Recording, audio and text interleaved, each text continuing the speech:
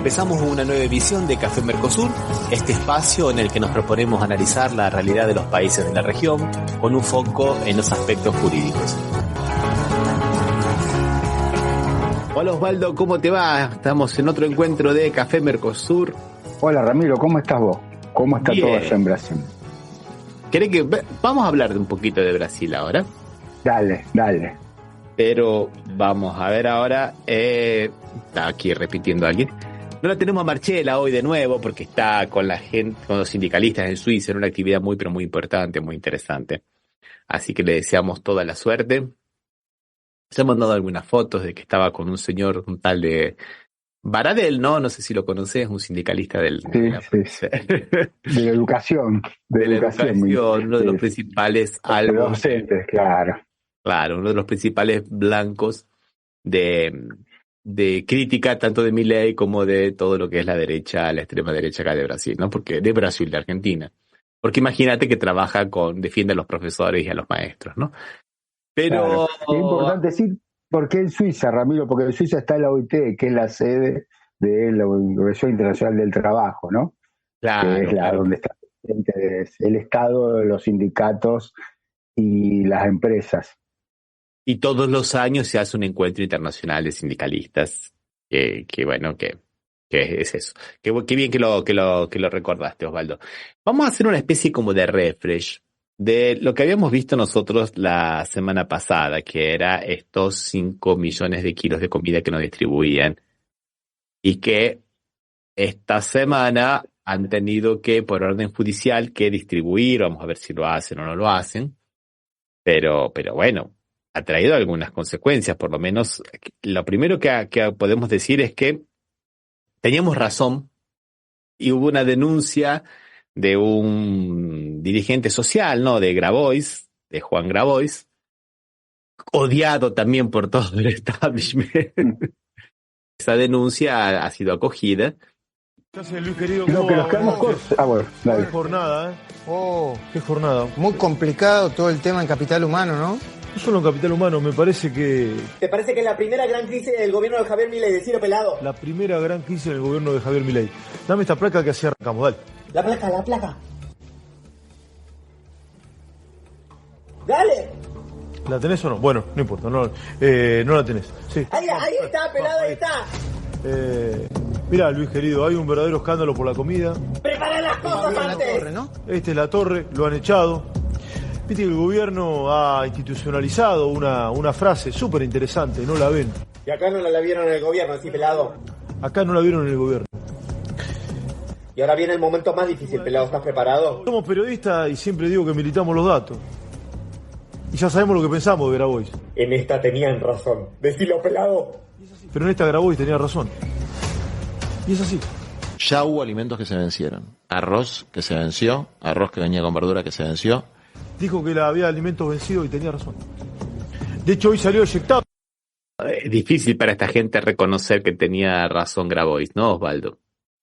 No, sí, y aparte quería decir una cosa, que nos equivocamos nosotros en el tema, nos quedamos cortos, no eran 5 millones de kilos, eran 6 millones de kilos, hasta ahora. Entre otras cositas, porque esta gente vos sabés que es tan idiota, porque lo digo así con todas las letras, porque van a tener posiblemente un problema muy grande con la justicia, porque le pidieron que en 72 horas distribuya el juez Galeano, que distribuya esa comida o que presente un plan de distribución de la comida. Osvaldo, no presentaron nada. Ni siquiera respondieron. ¿Viste? El juez Galeano después de 72 horas le dijo, bueno, pero ustedes ni siquiera respondieron, no pidieron prórroga, no pidieron nada. No, claro. Lo que habrá que destacar es eso, que ni siquiera una prórroga pedían, porque hasta si pedían una prórroga es entendible. Pero no, ni siquiera la prórroga pidieron, Ramiro, que es lo que establece la justicia, lo cual los dejó muy presionados. Tuvieron que salir a decir, tuvieron que intentar buscar una explicación, decir algo, y como bien vos dijiste, el viernes, las 2 primeras horas del viernes, de 7:15 a 9:15, tenían para hacer algo y no hicieron nada. Como si fuera poco, también había casos de corrupción. Y eso es interesante, ¿no? Porque había salarios paralelos, había alimentos que estaban retenidos, pero viste que primero Adorni, la noticia que teníamos, que era que esta comida la había comprado el gobierno anterior. Bueno, Sí. resulta que no. no la había comprado solamente el gobierno anterior. Ellos también compraron. En marzo compraron comida a través de la Organización de Estados Iberoamericanos, un organismo que se vende como transparente, pero hasta ahora sirve para cosas turbias, por lo que estamos viendo. Y había una especie como de retención de entre el 10 y el 12% en conceptos, viste, que no se sabía muy bien de qué eran, viste, la cajita, raro eso, ¿no? Y además se veía que a través de esta organización de Estados Iberoamericanos, también se hicieron convenios con diversas entidades nacionales, ¿no? Para contratar algunas cosas que no tienen mucho que ver con el que es la competencia del Ministerio Social. Como por ejemplo, contratar a Gonzalo Avetrani, especialista en logística. Para no distribuir, ¿viste? O sea, no sé por qué contrataron a un experto. Para no distribuir. O a Santiago Anciano, que es un vinculado al mundo de la publicidad. Entonces todo parece que estos contratos se hicieron para otras finalidades y también había, digamos, formas de retorno, ¿no? De propina, de soborno, o de coima, o de retorno, un pequeño retorno, ¿viste? Que va entre el 10 al 12%. No estamos hablando de poca plata, ¿eh? Estamos hablando de miles de millones de pesos. De pesos. O sea, sí, ¿viste? Sí. No es poca plata. Aparte, Ramiro, un tema que una de las primeras cosas que dijeron que habían comprado 3 millones de kilos de yerba. Una yerba que no se sabía si era en buen estado o no, que aparentemente era mala yerba. Así la presentó la abogada del Ministerio de Capital Humano. Y resulta que esa misma yerba es la misma que compró Petovelo. O sea, el mismo producto que ellos mismos dicen que no era bueno, la misma marca de yerba, también la compró Petovelo. O sea que realmente lo peor que pueden hacer es explicar las cosas porque cada vez las barran más.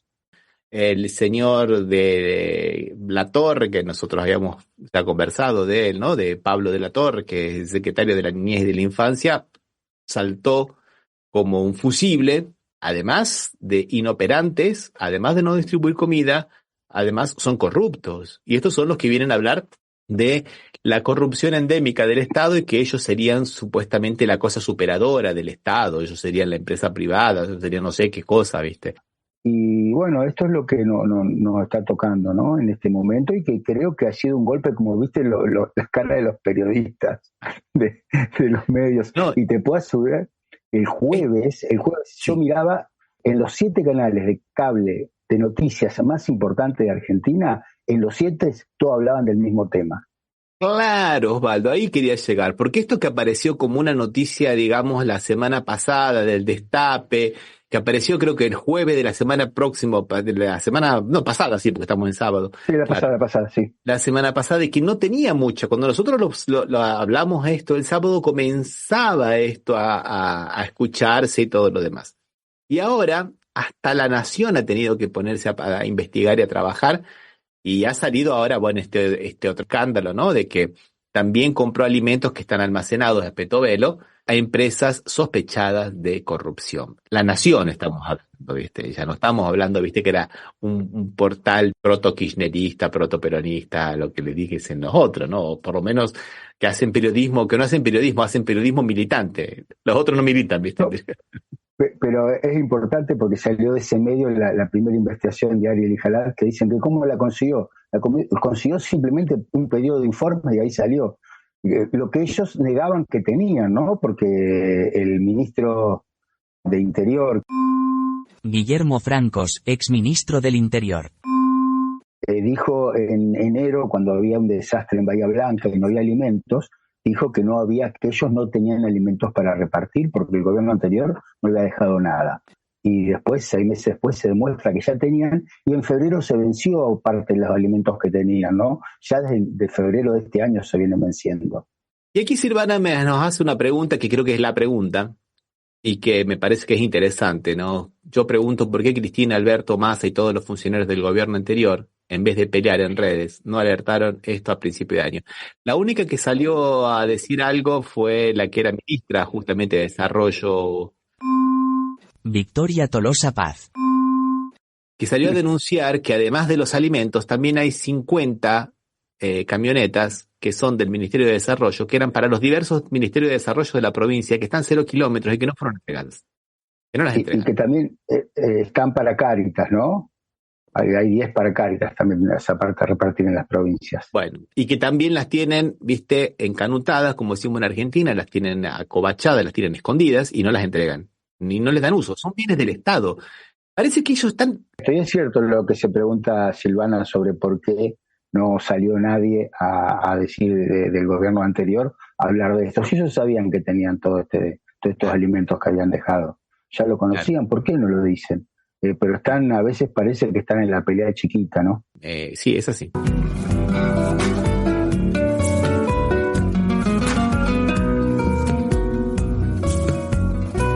Bueno, vamos a pasar a Brasil, Osvaldo. Vamos a pasar a Brasil. Voy a preguntarte cómo estaban las cosas en Brasil. Claro, sí, yo quería saber, porque acá en Argentina estuvo muy activo, pero eso tapó las noticias de Brasil.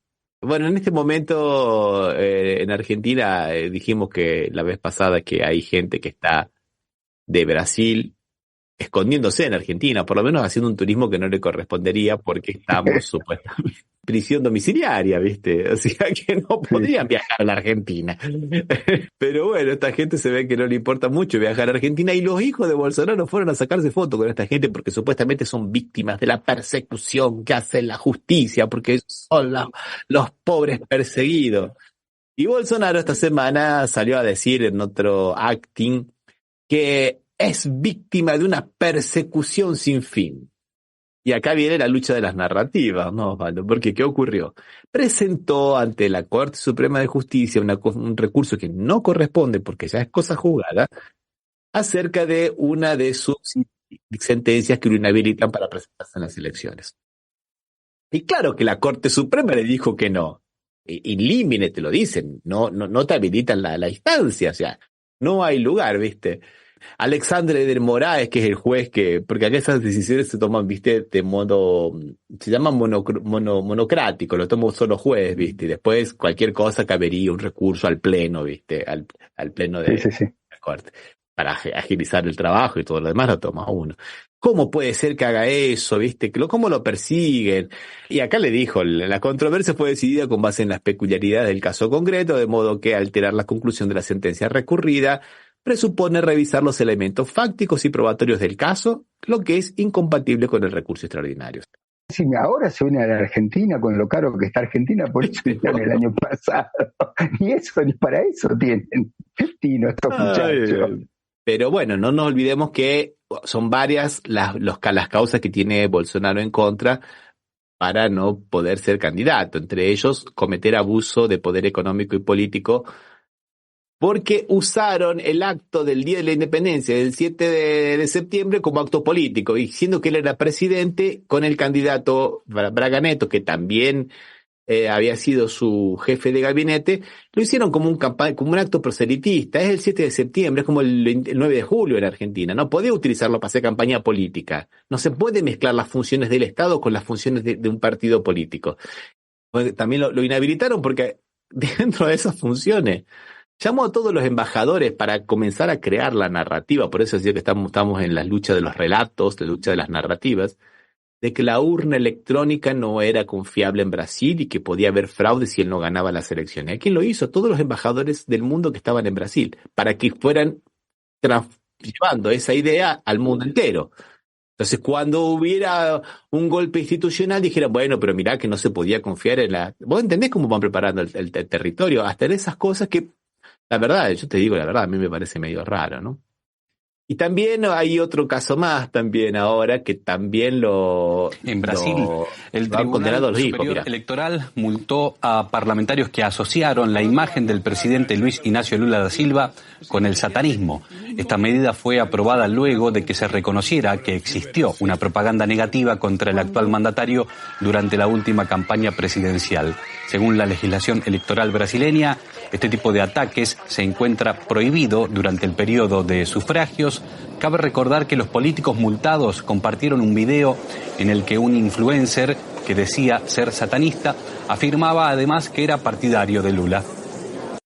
Vos fijate cómo es la construcción. Llaman a un influencer, estos youtubers trucho, que dice que a favor del satanismo y dice no, pero yo también voy a votar a Lula. Entonces, por carácter transitivo, Lula es satanista, ¿viste?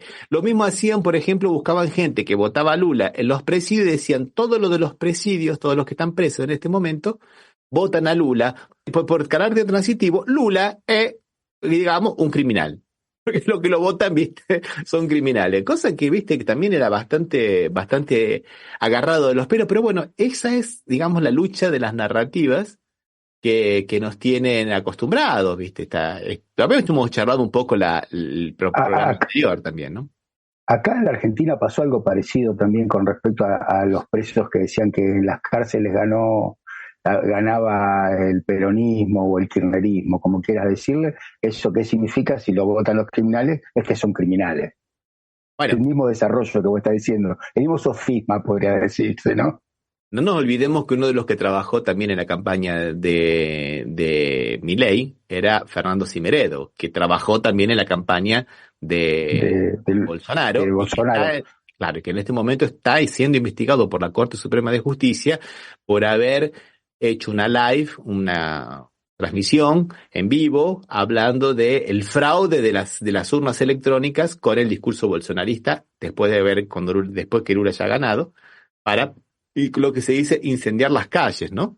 Y está siendo investigado por eso. Él dice que no, si quiere le mostramos el expediente, ¿eh?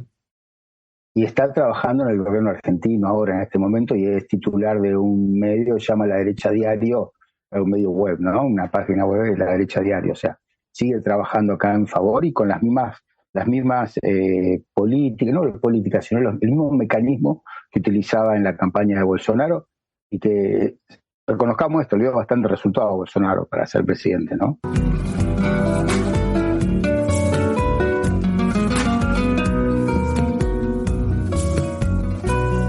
Y ya vamos a ir a poquito a nuestro querido Perú de siempre, nuestra noticia de la señora Dina Boluarte. No podemos no hablar de Perú, ¿no, Osvaldo? Nos ensañamos con la señora Boluarte. Nosotros tenemos algo especial con la Boluarte, que nosotros todos los programas hablamos de la Dina Boluarte. Sí, somos malos. No hay una noticia muy grave. Es más o menos la continuación de lo de siempre. La Fiscalía presentó el lunes una denuncia por los 3 Rolex y las joyas que le encontraron, que habían sido donadas por el gobernador regional de Ayacucho, por Wilfredo Oscarina Núñez, y que ella negaba y decía que primero que no las tenía, después que no sabía que era un reloj de lujo, y segundo que era un préstamo. Y ahora la fiscalía dice, no, señor, usted lo recibió y son de su propiedad. Pero más allá de eso, que era más o menos sabido que le iban a imputar, ¿no, Osvaldo? Creo que por ahí lo más importante es que no anda muy bien con el pueblo, la Dina Boluarte, porque el índice de impopularidad. De impopularidad, tenés razón. El de popularidad es muy bajo y el de impopularidad altísimo. 90% impopular puede ser, 90%. Exactamente, 90% de impopularidad de esta señora, no la quiere ni la madre. Y ella, viste, parece que sigue incólume en su gobierno. ¿Por qué? Porque está blindada por el Parlamento, que tiene 91% de impopularidad. O sea que menos popularidad que tiene que la señora Dina Boluarte. O sea que entre ellos se protegen, ¿no, Osvaldo? Ahora te digo, puedo ser un poco optimista desde este punto de vista. Analiza una cosa. Trump, ¿cómo está? A un paso de la cárcel. De la cárcel. El expresidente de Brasil, ¿cómo está? También, procesado. A un paso de la cárcel. Dina Boluarte, ¿cómo está? Blindada.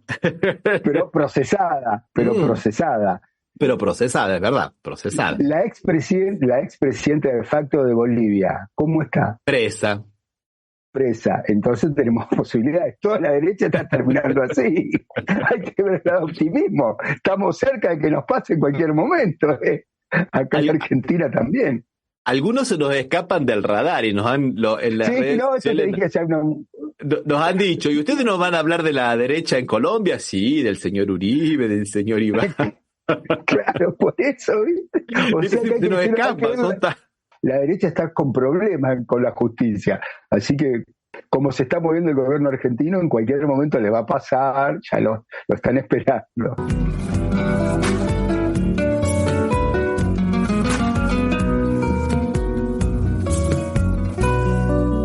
Y bueno, y vamos a hablar del último tema que tenemos ahora, que es de las elecciones en México, que van a ser el día 2 de junio, donde todo indica que la candidata oficialista, la continuadora de las políticas de AMLO, de Andrés Manuel López Obrador, va a ganar, que es Claudia Sheinbaum. Las encuestas, digamos, la más conservadora dice que tiene el 18% de ventaja sobre la segunda, que es Xochitl Gálvez. Y otra tiene 32%. Pero acá no hay balotaje, o sea que no necesita tener el 51%. Con la simple mayoría ya consigue ser elegida presidenta, Osvaldo. Una cosa interesante, ¿no? Sí, aparte, o sea, de ser ella puntualmente, por ser electa presidente, que parecería que fuera lo que va a pasar, lo que está diciendo vos, es realmente así, ¿no? Que en las encuestas ninguna da ni siquiera un empate técnico, nada. Siempre le damos mucha diferencia a Claudia Sheinbaum, que continuaría un poco la política que está llevando adelante a AMLO, que eso es muy importante para Latinoamérica, que demuestre que desde un gobierno que busca favorecer al pueblo, a pesar de su ser vecino de Estados Unidos. Hablando de popularidad, AMLO no andaba algo así como también por el 80%, pero en este caso de popularidad. Sí, creo que superaba el 60, no sé si llegaba al 80, pero era muy alto. Bueno, muy alto, por eso. Y qué deterioro del PRI, ¿no? Sacando de otro tema, ¿no? Porque la segunda fuerza está muy lejos y ni siquiera el PRI va solo, va en un contubernio de partidos, ¿no? Y también tenemos que destacar otra cosa también de la política de las elecciones ahora en México, es que la cantidad de asesinatos que hay llega más o menos a 40 candidatos asesinados, hay 533 candidatos que están con protección policial. Ya, una cosa muy complicada porque el narcoterrorismo está haciendo de las suyas, ¿no? Es complicado, pero bueno, vamos a esperar las elecciones. Son 2 mujeres que tienen posibilidad de llegar a la presidencia. Decimos que Sheinbaum cerró la campaña en el Zócalo, en el DF. El Zócalo es una plaza impresionantemente grande, es inmensa llenar esa plaza. Una plaza muy grande. Sí, sí. Mientras que la candidata Xochitl Gálvez lo hizo en Monterrey, que es una ciudad también un poco más finoli, digamos, más industrial, más cerca de los Estados Unidos. Y bueno, y hizo un muy buen discurso, tuve la oportunidad de escucharlo, hizo un muy buen discurso, aparte sobre lo que va a ser su política futuro. Y qué extraño estas cosas que vos estás diciendo, o sea, los estados que están muy marcados por el narcoterrorismo, diríamos, como es Colombia, Ecuador y Perú y México, tienen este tema de la cantidad de candidatos que son muertos, ¿no? Que son asesinados. Quisiera hacer la comparación, ¿no? Por no vivir en la Argentina. Por suerte no está pasando en la Argentina, pero no sé qué va a pasar con la política que plantea el actual presidente, si no vamos a caer en un narcoestado como el caso de estos países, ¿no? Mira, a mí me asusta mucho la propuesta que ha tenido, me parece un manotazo de ahogado, pero un manotazo de ahogado muy peligroso, esta propuesta que ha tenido la secretaria de Seguridad, Patricia Bullrich, de tratar de desburocratizar el acceso a las armas, ¿no? De hacer un par de decretos que es lo mismo que hizo Bolsonaro. Bolsonaro hizo como 14 decretos para, digamos, facilitar, y lo que ha ocurrido es que, sí, un gran sector de la clase media ha accedido a las armas, pero quienes más han comprado armas han sido las bandas de narcotraficantes y las bandas de las milicias en Río de Janeiro, porque les salía mucho más barata. Y han proliferado como hongos los clubes de tiro que te daban, digamos, el certificado de que vos estabas apto a tener armas, y han aparecido, digamos, compradores truchos, porque eran fantasmas que las utilizaban, te utilizaban el nombre, te utilizaban el número de documento, el número de CUI para comprar armas, y vos ni sabías que te habías comprado un arma. Y todas esas armas iban a las bandas ilegales. O sea, eso no trae más seguridad. Eso ya está demostrado, eso trae más inseguridad. Los que tienen que estar armados son los policías. Si uno no es policía, no tiene por qué estar armado. Vos sabés que esto ya pasó en la Argentina. En la década del 60 era mucho más fácil adquirir un arma que en la actualidad. Después, con el surgimiento de los gobiernos, o sea, de algunos movimientos terroristas contra gobiernos militares, hay que aclarar que no eran contra gobiernos democráticos, sino que eran gobiernos que estaban en la ilegalidad, contra la Constitución, se fue limitando la tenencia de armas porque era muy fácil acceder a las armas en esa época. Y en la actualidad lo que está proponiendo es lo mismo, la vuelta a eso, que acá ya fracasó, no está muy, o sea, tenemos el ejemplo de Brasil, el ejemplo de Estados Unidos, el ejemplo de aquellos países que es fácil obtener un arma, o sea, terminan con este tema del narcoterrorismo, ¿no? Oye, está muy bien lo que decís. Los países que menos criminalidad tienen son justamente, no es porque tengan armas, porque no tienen armas. Los países, o sea, el país, muy bien el ejemplo de Estados Unidos, muy bien el ejemplo de los Estados Unidos, que es el país que tiene más armas, la primera población mundial de presos y unos índices de criminalidad terribles.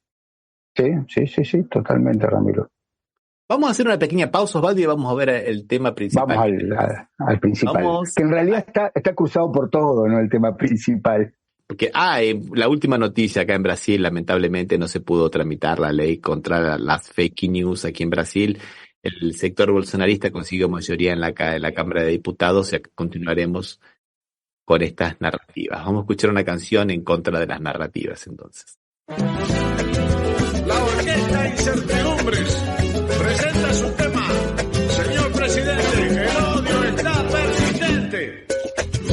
Hoy nos acompaña en la trompeta el señor presidente que está tocando hace unos años.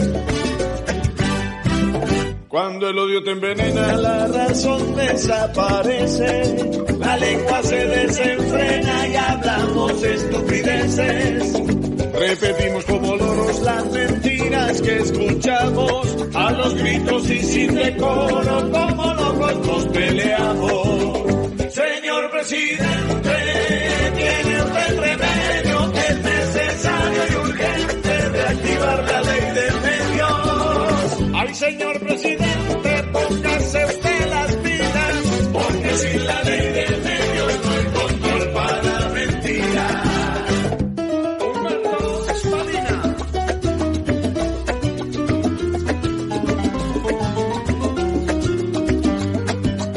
Hay periodistas que cobran fortunas del monopolio y con siniestras maniobras nos inoculan el odio.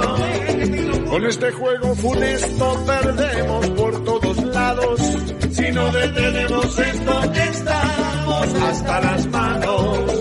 Señor presidente, tiene usted remedio, es necesario y urgente reactivar la ley de medios.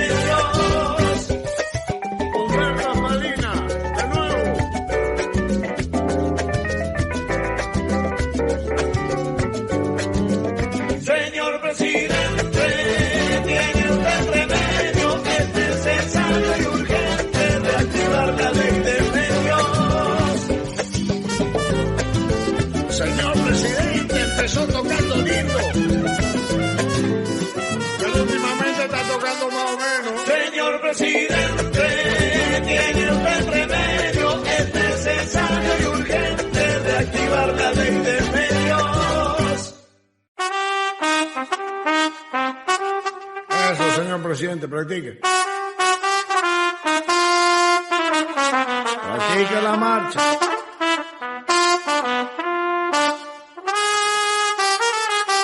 No improvise tanto. Agárrenle la lapicera y escriban la partitura.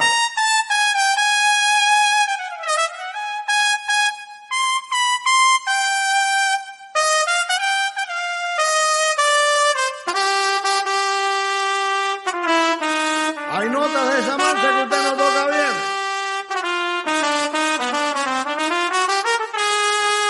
Mucha influencia de afuera.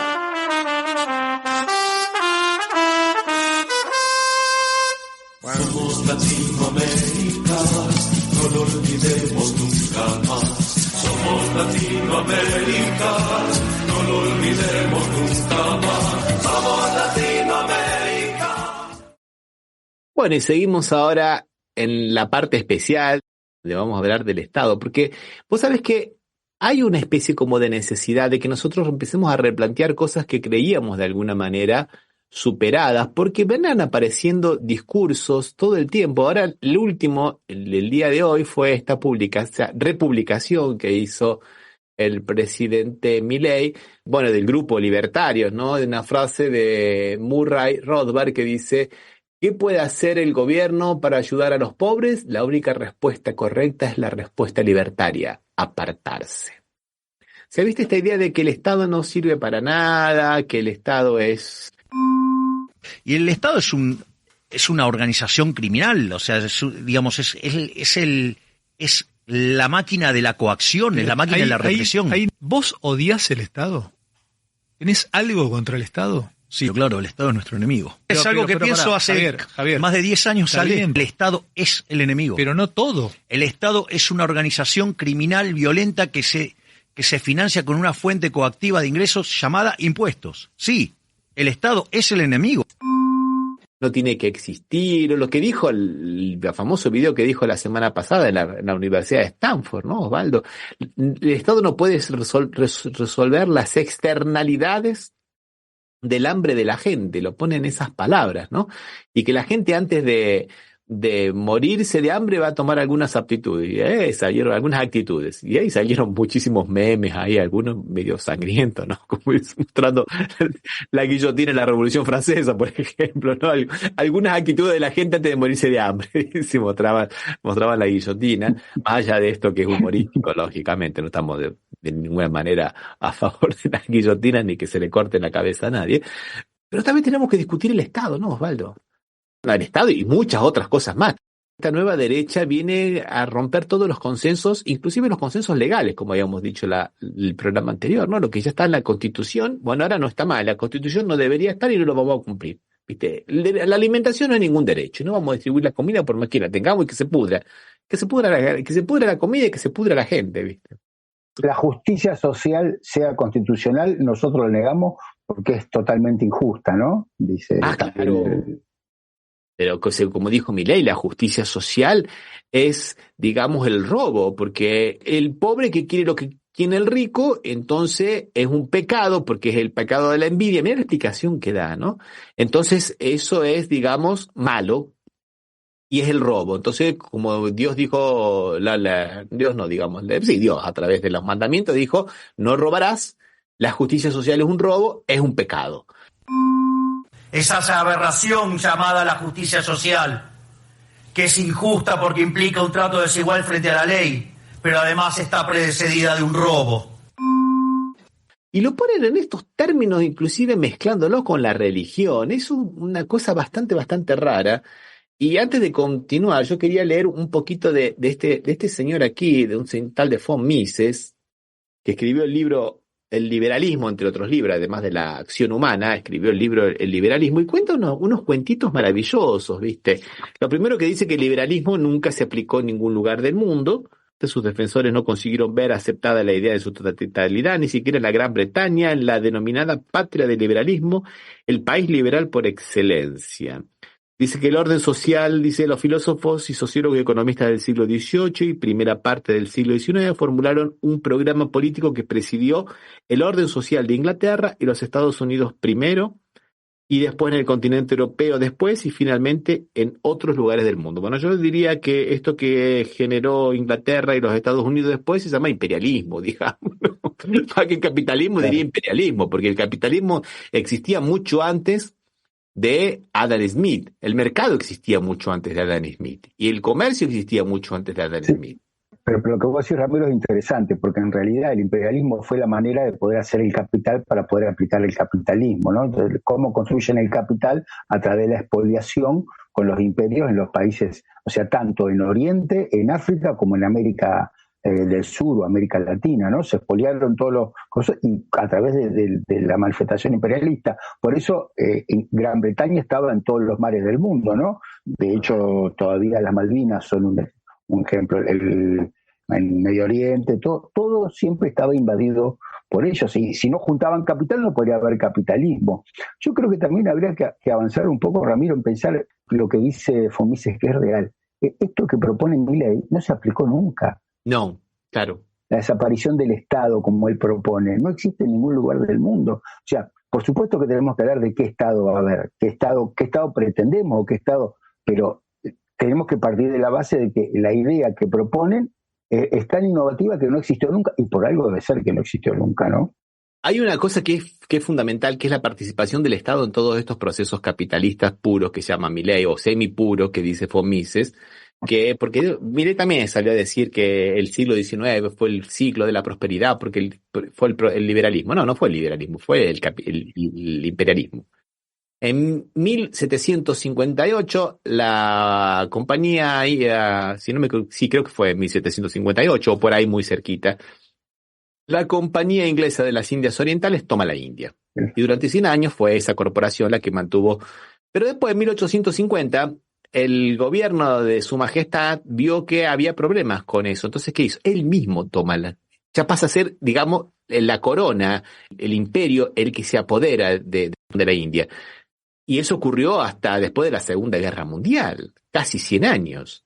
Entonces, ¿qué me vienen a decir ahí de que fue el impulso capitalista? No, fue la orden de la reina de Su Majestad que mandó el ejército y sacamos a los capitalistas y nos metemos nosotros. El Estado inglés ahora es, digamos, el que va a llevar adelante las cosas.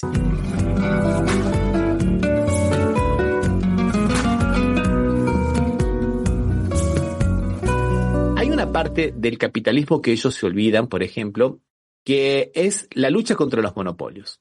Porque en el propio libro de Adam Smith, el libro de Adam Smith, fíjate vos que no se llama el mercado, no se llama el capitalismo, no se llama nada, de la riqueza de las naciones, ¿viste? O sea, que habla, digamos, ya desde un capitalismo pensado siempre en términos de Estado, no en términos de particulares. Después viene la teoría de la mano invisible, que medio que la toma, de que cuando uno actúa por el interés individual, la mano invisible hace con que haya un bienestar general. Sí, en un mercado que funcione más o menos correctamente, que era, digamos, la obsesión de Adam Smith. Pero cuando vos tenés oligopolios, cuando vos tenés monopolios, vos tenés problemas, y ahí tiene que aparecer la mano visible del Estado para romper esos monopolios o para que el libre juego de la oferta y la demanda funcione dentro de ese sistema.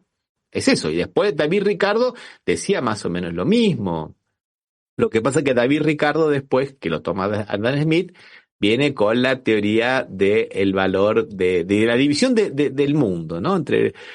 Hay países que tienen producción de mercaderías más competitivas que los otros. Entonces, el que tiene clima tropical, que venda bananas, ananá y mango. Y los que no tengan clima frío y que no tengan esas posibilidades, que te vendan locomotoras, automóviles, computadoras, porque van a tener que poner fábrica porque la gente tiene frío, está encerrada, ¿vos viste, no? Entonces, claro, en ese sistema ideal va a valer lo mismo un cacho de banana que un microchip. Y no. De hecho, los países que ellos obvian, olvidan o dejan destinados a producción de materias primas, como los países orientales, ya sea Japón, China, Vietnam, Corea, son los que en este momento están moviendo la tecnología en el mundo, ¿no? O sea, están equivocados en lo que ellos decían, está demostrado que no es así.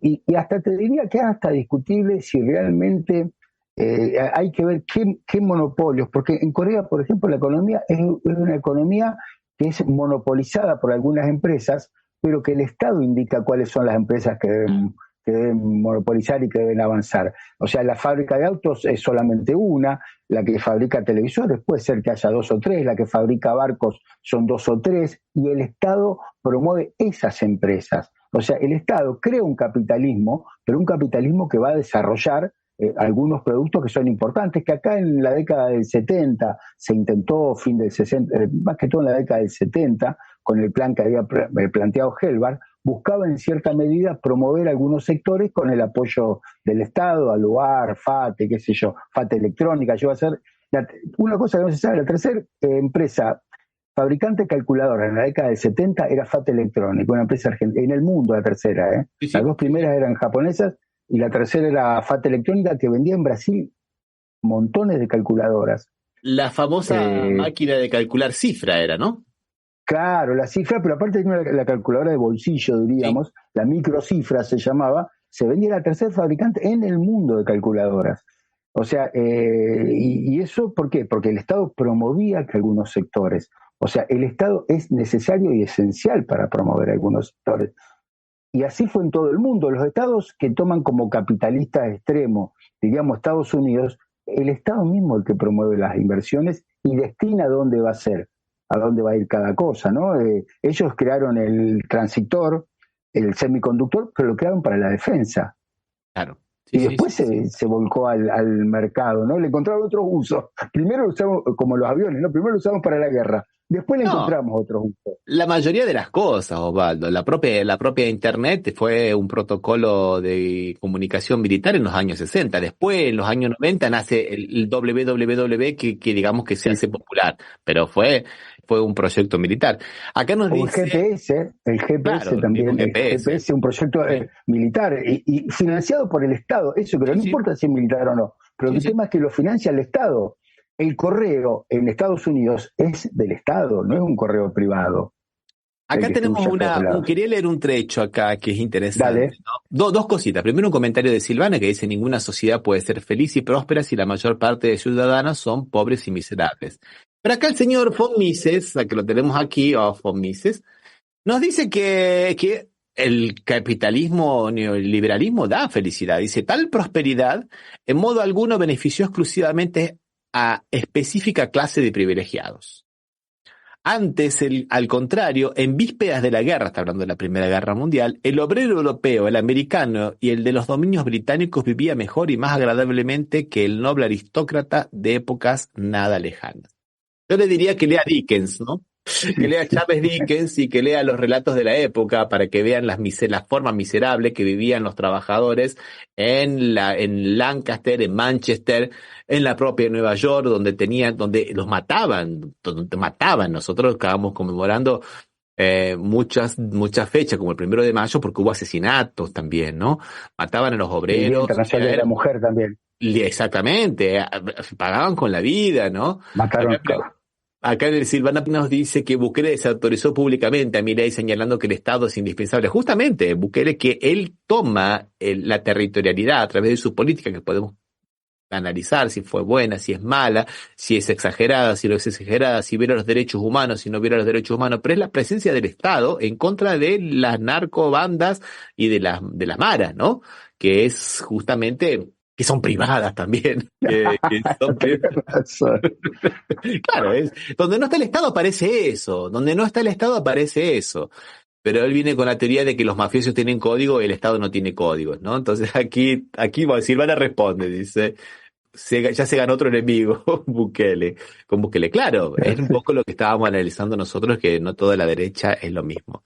Pero eso que estabas comentando vos, Osvaldo, también lo dice un señor que sabe bastante de economía y que viene justamente de la academia, por eso que lo vamos a colocar aquí, además de ser el gobernador de la provincia de Buenos Aires, ¿no, Osvaldo? Que es el señor gobernador, me olvidé el nombre, Axel Kisilov. Traer el gas a Pirovano no es negocio. Y repito, no se me mueve un músculo, porque ya sé que no es negocio. Ya sé que desde la perspectiva económica del privado no es negocio. Entonces, esto de que hay que hacer una vaquita, yo decía, 700 hogares para pagar una inversión de 5.000 millones de pesos, ¿no? Tendríamos que estar pidiéndole a cada uno, no sé, 7 palos, 9 palos, no sé cuánto. No va a pasar. Hay algunos que no pueden pagarse el alimento. No va a pasar. Hay algunos, tal vez, de esos 700 hogares que tienen un poco más de poder adquisitivo. No pueden pagar 5.000 millones de pesos. Entonces, son todas mentiras. Es un engaña pichanga y la verdad que me parece que a esta altura del partido vale la pena mostrarlo con ejemplos. ¿Cuáles son las causas de esto? No lo puede hacer un privado, no lo pueden hacer los vecinos. Y entonces, si confiamos en que el mercado lo soluciona, no va a pasar nunca. Y quiero decir lo que se descubrió hace muchísimo tiempo y que parece que tenemos que discutir de nuevo. Que es que cuando el privado no lo hace y los vecinos no pueden, entonces se forma una organización que los trasciende, que es colectiva y que es general, y que resuelve esos problemas. ¿Y saben cómo se llama esa organización? Estado. El Estado está para generar... El Estado está para llegar a donde no llegan los privados, donde no llegan... Los privados, cuando hablamos de los privados, nosotros siempre tenemos esa idea, Osvaldo, de que es el hombre empresario. En realidad, el empresario individual hoy, lamentablemente, cuando llega a tener un determinado porte, es absorbido por las corporaciones. Es muy difícil ser un empresario y mantenerse. Vos lo sabés mejor que nadie, porque vos venís de ese palo, ¿no, Osvaldo? Sí, digo, es difícil, es difícil que pase y hay que hacerlo. Pero me gustaría justo recortar una cosa que dijo Kicillof, que me parece muy importante. Dice, cuando el privado no lo resuelve, lo tiene que resolver otra corporación, que es el Estado, dice, o algo así. No sé si lo trasladé tal cual. Sí, en este momento lo estamos sufriendo porque el privado no hizo lo que decía Diana Mondino, la canciller, que por qué el gasoducto lo tiene que hacer el Estado, que lo hagan los privados si es el buen negocio. Bueno, los privados no lo hicieron, ¿y qué pasó? De 50 millones que salía terminar el gasoducto norte para poder inyectar más gas, el doble de gas que sobra en Vaca Muerta, poder inyectarlo en los caños, dijimos no invertirlo. ¿Y cuánto tenemos que gastar? $600 millones en importar gas. Y otra cosa más, Ramiro, ¿sabes por qué fue la falla, el error que tuvieron? Porque no funciona el servicio meteorológico, porque el servicio meteorológico es el que marca las condiciones climáticas y te sirve de hacer los cálculos para saber cuánto gas se va a consumir, porque en realidad es una suma y resta nomás. Una operación aritmética nada más, tanta temperatura, tanto consumo, porque así lo marca la historia. Y para eso necesitas sociólogo también, que tampoco no tiene el Estado, porque los está echando. Entonces, de esa manera, en lugar de gastar 50 millones y usar el gas propio, tenemos que importar por $600 millones, entre 500 y 600 millones de dólares. ¿El Estado es importante o no es importante? Bueno, mirá qué tan importante que es que tuvieron que colocar todos los engranajes del Estado en materia diplomática. Estoy hablando de la señora Mondino y otras líneas que trabajaron arduamente durante 4 días con el señor canciller brasilero, Melo, para que el comunista, ese que no está aquí, con Lula nada, le destrabase justamente de gas. Brasil vendió 44 millones de metros cúbicos de gas a Argentina. Porque Argentina se quedó sin gas, las estaciones de servicio no tenían gas para los vehículos. Y muchas empresas que tenían contratos que no podían ser interrumpidos no tuvieron gas. Y entonces el comunista que tanto salió a despotricar Milei durante las elecciones fue el que le salvó las papas, el que salvó la cuestión. Y se destrabó a nivel político, ¿no? No fue a nivel de las empresas, no fue a nivel de la Petrobras y de la Enarsa, no, se destrabó a nivel político.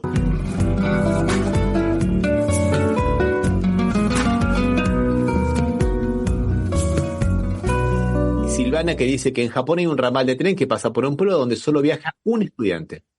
¿Qué privado va a invertir para llevar a un solo pasajero 6 veces por semana? Sí, yo también viajé en unos trenes maravillosos en Europa donde iban vacíos, pero la gente tiene que ir, tiene que estar ahí, ¿no? El privado va a hacer lo mínimo para obtener el mayor beneficio. Y toda la razón, Silvana. Y cuando estamos hablando de lo mínimo, no significa solamente lo mínimo, el mínimo esfuerzo. También hablamos de las prácticas que están rayanas a la ilegalidad. Es mentira que el empresario, quiere siempre producir mejor y más barato para ganarle a la competencia. Lo que no quiere es competencia.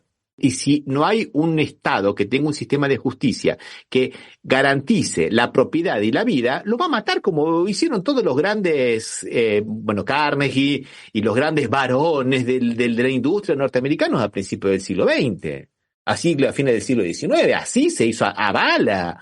A la Standard Oil de Rockefeller, cuando había una empresita pequeña, familiar, que producía queroseno a una calidad mejor que la de él, iba y se la compraba. Y si no se la compraba, venía la mafia y se la quedaba. Así se hizo Rockefeller. Y ese es el gran varón de la industria que esto le rinde en pleitesía. Entonces no me vengan a hablar de la mano invisible, porque es el ímpetu capitalista que todos tenemos adentro, ¿viste? Sin ir más lejos, Elon Musk se encontró con que los autos chinos eléctricos, BYD inclusive, que se está instalando en Brasil, eran más baratos y mejores que los Tesla. ¿Y qué le pidió al gobierno? Al gobierno se lo pidió. ¿Qué le pidió? Que impide la entrada de autos de China. Claro. O sea, no pidió más competencia. Déjenlos entrar, así yo le gano porque produzco más barato, más rápido y mejor. No lo dejen entrar porque iba a decir una WhatsApp, iba a decir cagando, pero no la digo nada. Proponen la competencia cuando ellos ganan. cuando ellos saben que van a ganar. O sea, por eso quieren que Argentina se abra a la competencia, porque saben que no puede contra esos monstruos. Para comenzar Argentina y Brasil va a pasar lo mismo. Sí, claro. Que le pasó lo mismo con Bolsonaro, según vos siempre contaste durante 4 años, ¿no? Quería poner otro pequeño videíto de Axel, que habla del papel del Estado, y después uno que habla de la soncera del neoliberalismo, porque lo vamos a asociar con la política tonta que tomaron Temer aquí en Brasil y Bolsonaro, y la misma que quiere llevar adelante Milei con relación ahora con el precio de la nafta. A ver, vamos a escuchar aquí Así que acá no estamos discutiendo si va a ser todo público o si va a ser todo privado. Estamos discutiendo cómo el Estado puede trabajar inteligentemente para fomentar, para impulsar y para acompañar la inversión privada. Así funciona el mundo, Milei. El mundo real es ese. Un Estado que trabaja, que planifica, que hace lo que el privado no puede hacer para que después venga el privado y tenga un negocio y gane plata y dé trabajo. El trabajo es privado en su mayoría. Entonces, por supuesto que ese es el objetivo. Ahora tenemos que buscar e incentivar esas inversiones, acompañarlas. Es decir, que acá no estamos discutiendo si va a ser todo público o si va a ser todo privado. Estamos discutiendo cómo el Estado puede trabajar inteligentemente para fomentar, para impulsar y para acompañar la inversión privada. Así funciona el mundo, Milei. El mundo real es ese. Un Estado... Vos fijate que, de nuevo, como habíamos dicho en el programa anterior, ellos inventan estos silogismos baratos de que o vos estás con el Estado o estás con el mercado. Y pueden funcionar tranquilamente, ¿viste? Cuando vos decís, por ejemplo, no, vamos a hacer una intervención del Estado donde sea el que va a regular los diferentes conflictos y los diferentes intereses que en la sociedad, vos sos un corporativista, sos un fascista, eso se inventó en la Italia de los años 30 y en la Alemania con el Adolfito. Vos estás, no, es como funciona, como decís vos, Corea, cómo funciona China, cómo está funcionando Rusia después de la reconversión de su economía, la guerra que ahora le dicen que están haciendo keynesianismo militar, por eso es que Rusia crece y los otros países de Europa no crecen, ¿viste? Pero bueno, así funciona, el Estado participa. Y podemos agregar Vietnam también, otro Estado que logra que los privados intervengan y que produzca cada vez más, ¿no? Pero vamos a ver muy bien lo que dice Axel, muy bien, porque pone las cosas como... decíamos antes, blanco sobre negro, ¿no? Porque hay cosas que uno duda y dice, no, pero por ahí será así. Y está claro que hay cosas que no haría el privado. Y después, una vez que le hace el Estado, la entrega a los privados para que... No la entrega, o sea, porque, por ejemplo, ¿quién promueve Vaca Muerta? ¿Quién lo promueve originalmente? YPF, una empresa del Estado. ¿Eso dice que se la queda YPF? No, porque después las otras zonas para producir, las entrega, el Estado se las vende a otras empresas. No hay problema. Pero alguien tiene que empezar a hacerlo, porque el privado solo no va a hacer esas inversiones multimillonarias en dólares para producir más petróleo y gas. Mirá, vamos a escucharlo justamente a Kichilov hablando de eso. Y ahora cualquiera de los miserables que se opusieron a la recuperación de YPF andan de tour por el mundo hablando de Vaca Muerta, que existe porque se recuperó YPF. Así que deberían por lo menos un parrafito de agradecimiento a Cristina Kirchner, que tomó la decisión. Tenemos muchísimo gas y petróleo gracias a la recuperación de YPF. La pregunta es qué vamos a hacer con eso, que era lo que preguntaba Gastón. Si no queda nada acá, si no se usa para el desarrollo nacional, si vamos a exportar un montón de petróleo y gas, pero en los pueblos no vamos a tener ni el gas argentino, si lo vamos a vender internamente, pero no al costo de sacarlo, sino al valor del barril de petróleo internacional. ¿Y para qué lo tenemos? En el fondo, ¿para qué lo tenemos? Dice la Constitución Nacional que esos recursos no son de la empresa, que esos recursos no son de la transnacional, que esos recursos son de todos los argentinos y argentinas. O sea, la energía abundante tiene que ser una ventaja para los argentinos y después el excedente, por supuesto, venderlo al exterior, generar divisas que también se queden en la Argentina. Porque si no, no es que vamos a tener dólares que faltan. No vamos a tener dólares, se lo van a llevar todos. No hay ninguna solución. Vamos a tener exportaciones enormes, pero no va a dejar esos recursos en la Argentina.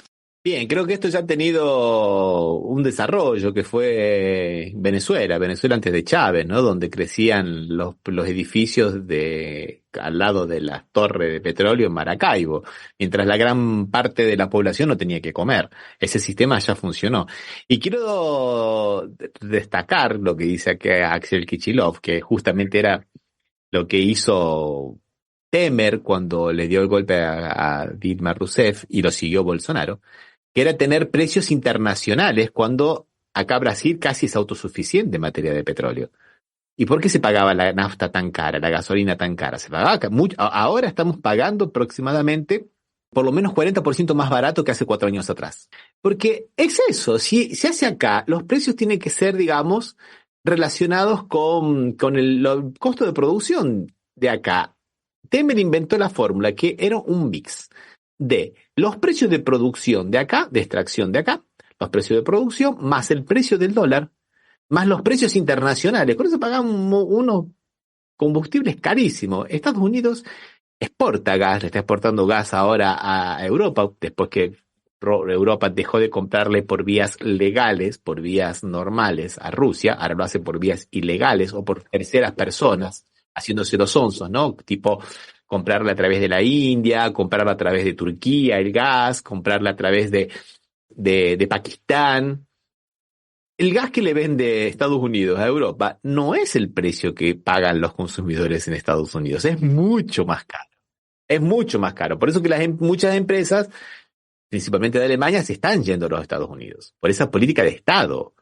Mercado, pero cuidado que el Estado tiene que garantizar primeramente el desarrollo interno y el consumo interno, y la materia energética es en este momento el gran tema, y es lo que nos está colocando aquí.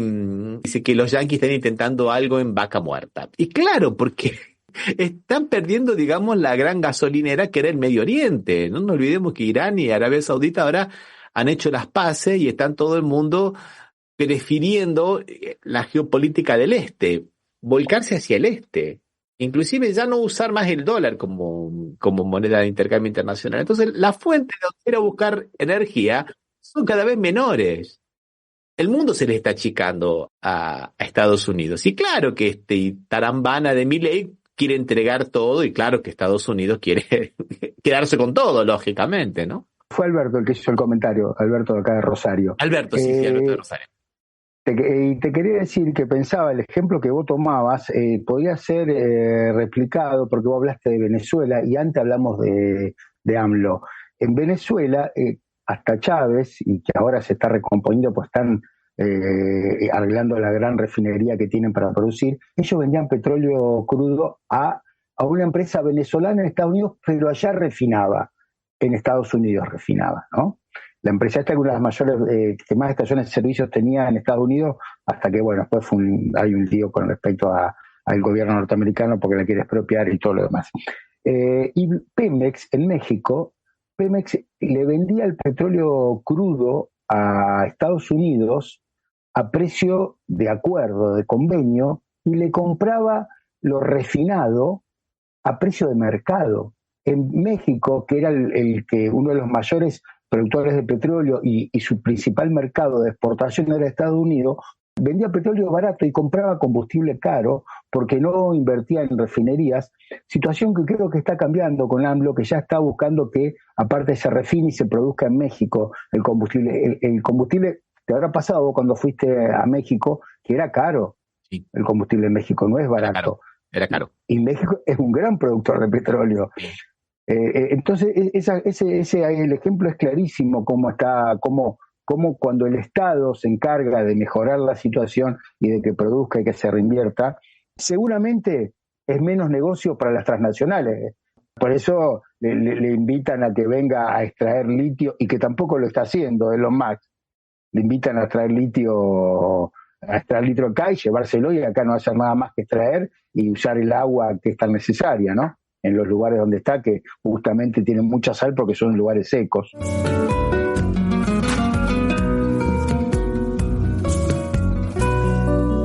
Bueno, Osvaldo, hemos llegado al final. hemos conseguido hablar un poco de la importancia del Estado. Le agradecemos muchísimo al economista y gobernador Axel Kicillof, que nos ayudó mucho en la tarea. Dio letra. Le agradecemos a todas las personas que han estado aquí, a Sergio Rossi de la revista de Puño y Letra Web. Sacó un artículo muy interesante sobre el trabajo y la inteligencia artificial en la revista. Al doctor De Petris, el blog arrabaljurídico.blogspot.com.